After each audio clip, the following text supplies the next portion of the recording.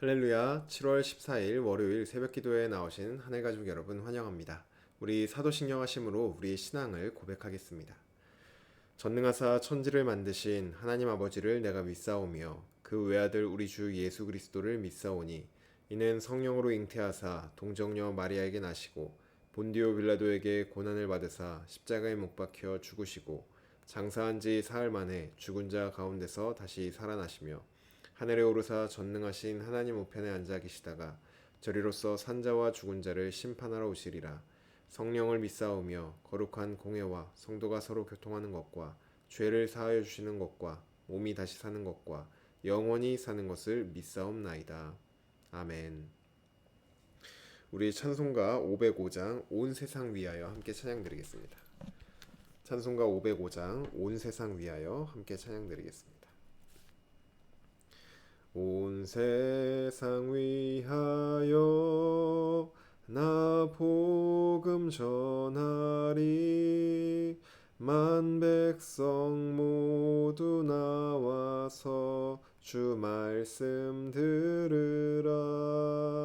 죄 중에 빠져서 헤매는 자들아, 주님의 음성 듣고서 너 구원 받으라. 전하고 기도해 매일 증인 되리라. 세상 모든 사람 다 듣고 그 사랑 알도록 온 세상 위하여 이 복음 전하리. 저 죄인 회개하고서 주 예수 믿으라. 이 세상 구하려 주 돌아가신 것 나 증거하지 않으면 그 사랑 모르리. 전하고 기도해 매일 증인 되리라. 세상 모든 사람 다 듣고 그 사랑 알도록 온 세상 위하여 주 은혜 임하니. 주 예수 이름 힘입어 이 복음 전하자. 먼 곳에 나가서 전하지 못해도 나 어느 곳에 있든지 늘 기도 힘쓰리. 전하고 기도해 매일 증인 되리라. 세상 모든 사람 다 듣고 그 사랑 알도록. 아멘. 오늘 우리에게 주신 하나님 말씀 요한계시록 9장 13절에서 21절까지 말씀입니다. 요한계시록 9장 13절에서 21절까지 말씀입니다. 제가 가진 성경으로는 신약 성경 408쪽에 있습니다. 요한계시록 9장 13절에서 21절까지 말씀입니다. 우리 다 찾으신 줄로 알고 한 목소리로 합독하도록 하겠습니다. 13절입니다.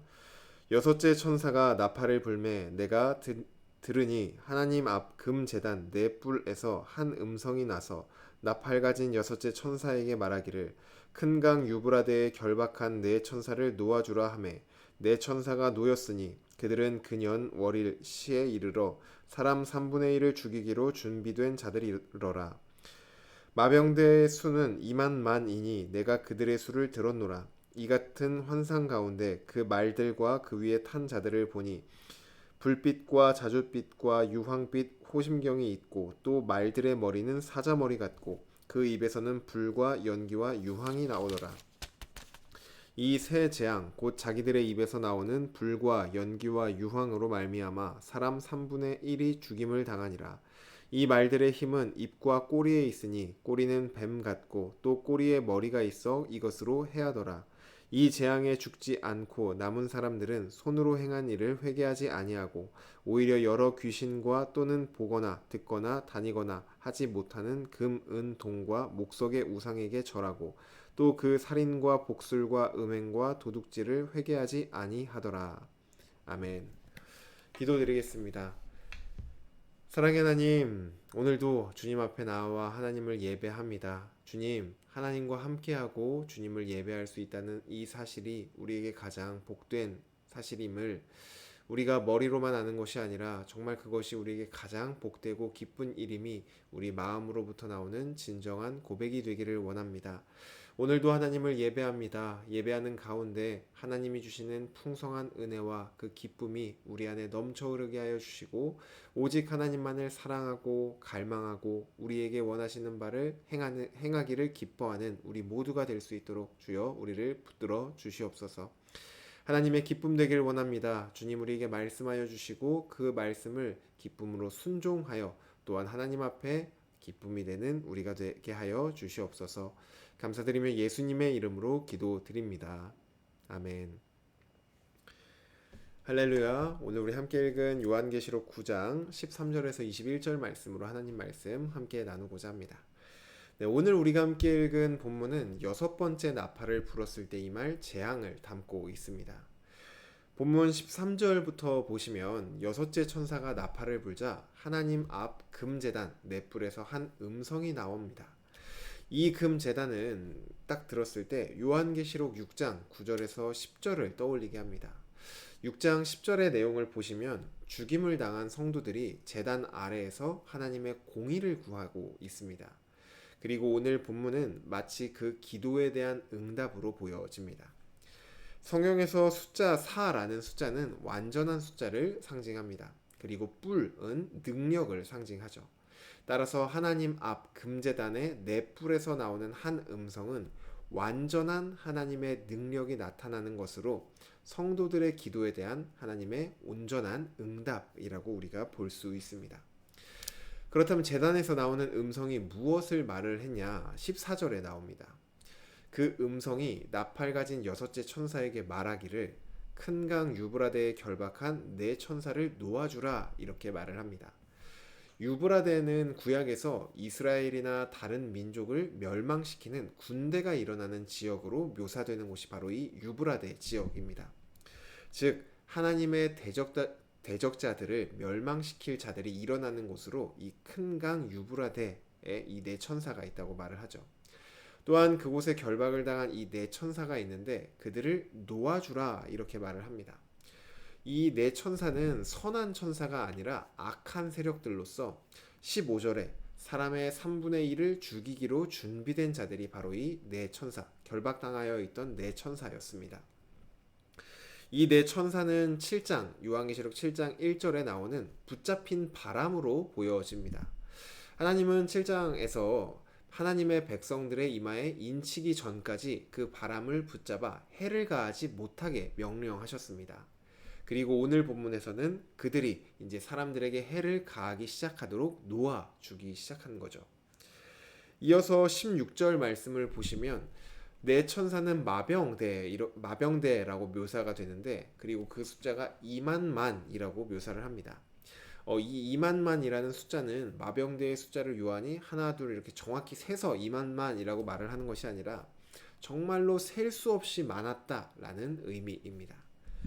그리고 사람의 3분의 1을 죽이기로 준비된 자들이 확실하게 그 일을 할 수 있는 존재라는 것을 보여주는 그러한 표현이기도 합니다.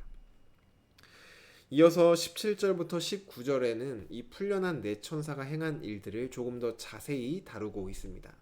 17절을 보시면 그들의 모습을 묘사하고 있는데 불빛과 자줏빛과 유황빛 호심경을 입고 있고 또 그들이 타고 있는 말들의 머리는 사자 같고 그 입에서 불과 연기와 유황이 나온다라고 말을 합니다. 이 모습은 그들의 파괴적인 힘을 강조하고 있습니다. 또 이어서 18절을 보시면 그들의 입에서 나오는 세 가지 재앙인 불, 연기, 유황으로 인하여 사람 3분의 1이 죽임을 당했습니다. 여기서 한 가지 좀 특이한 점은 어떤 칼이나 창으로 사람들을 죽이는 것이 아니라 입에서 나오는 불과 연기와 유황으로 사람들을 죽였다는 것입니다. 요한계시록 1장에서 그리스도를 묘사할 때 입에서 좌우에 날선검이 나오는 분으로 묘사를 합니다. 그분의 말씀을 나타내는데 그분의 그리스도의 입에서 나오는 말씀이 정말로 날선검과 같아서 능력과 힘이 있는 그런 것을 우리에게 말하고 있죠.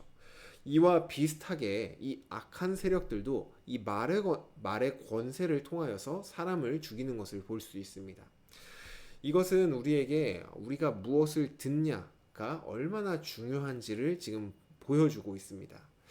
안타깝게도 대한민국의 자살률이 세계 평균 자살률의 2배 정도라고 합니다. 특별히 10대 학생들이 정말로 그 자살률이 크게 증가하고 있는데 여러 가지 이유가 분명히 존재하겠지만 결정적인 이유가 바로 이 말 때문인 것 같습니다.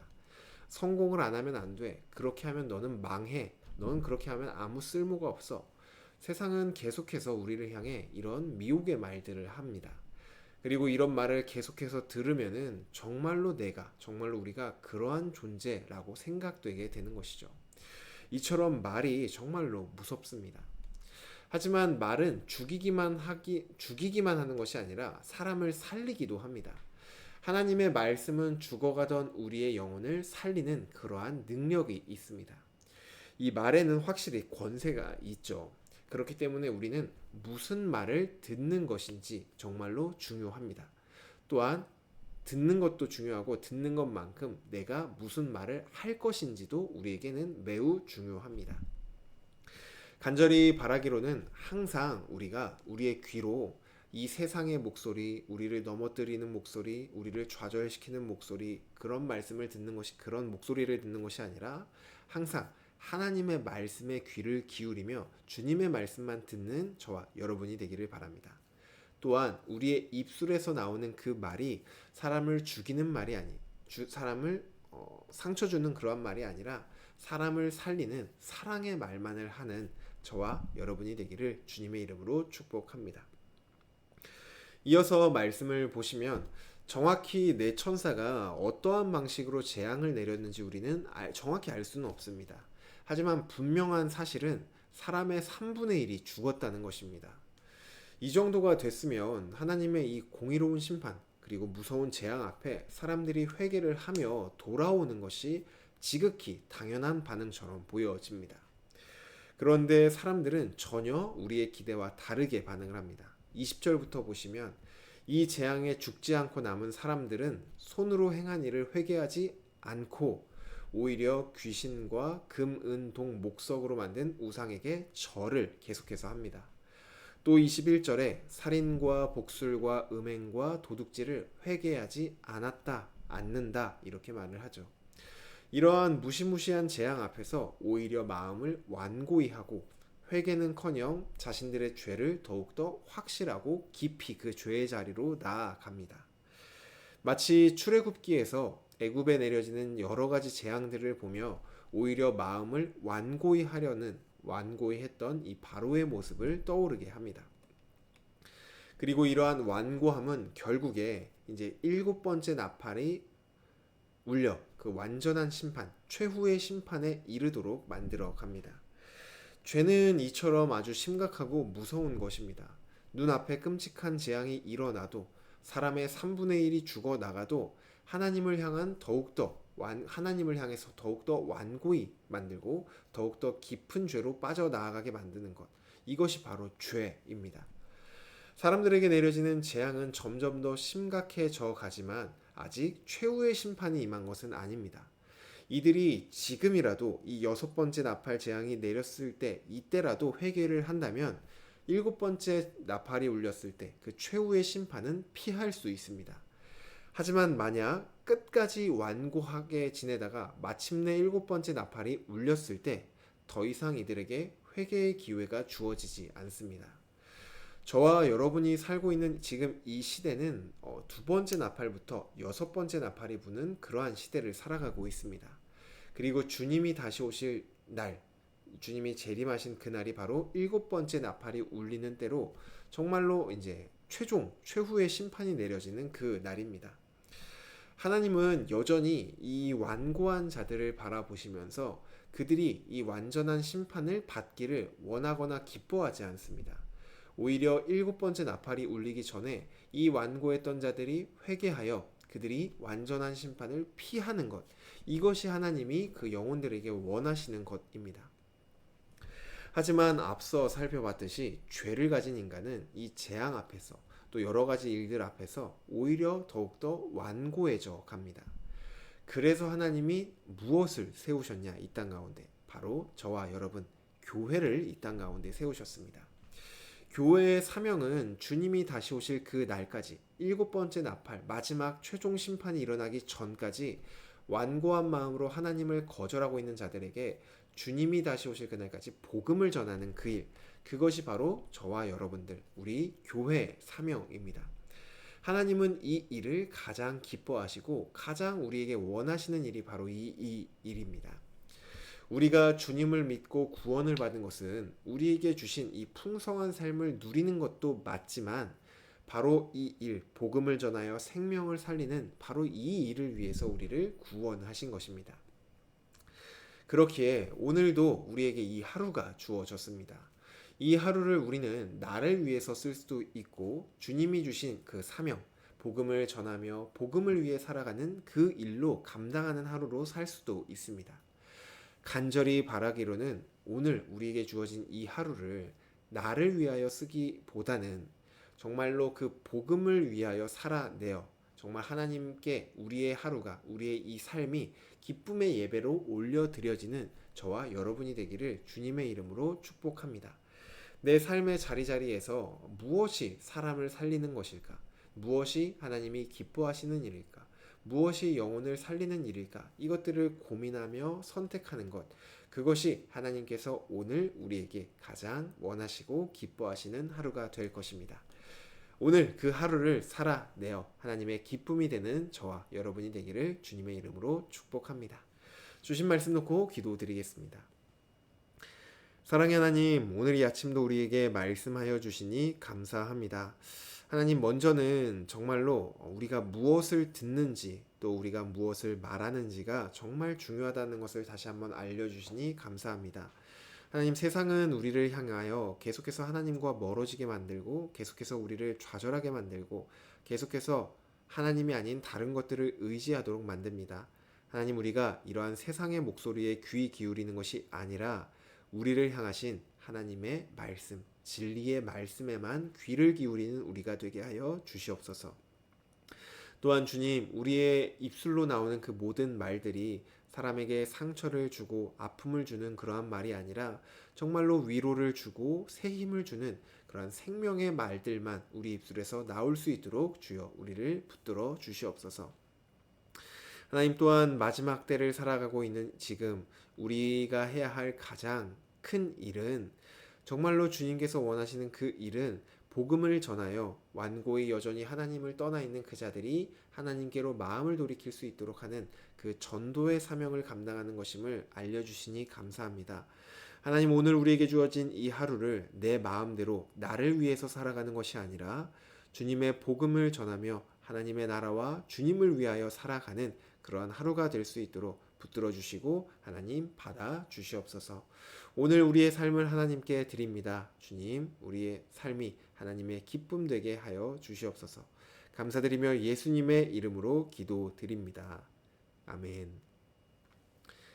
네, 오늘 예배를 마쳤습니다. 오늘도 우리에게 주어진 이 하루가 시작되었습니다. 오늘 이 하루 정말 복음을 위하여 살아서 하나님을 떠나 아직 회개하지 않은 영혼들에게 정말 생명을 살리는, 그들이 하나님을 다시 만날 수 있는 그 일에 오늘 하루를 온전히 사용하는 저와 여러분이 되기를 간절히 바라며 오늘도 그 하루로 하나님의 기쁨 되기를 간절히 바랍니다.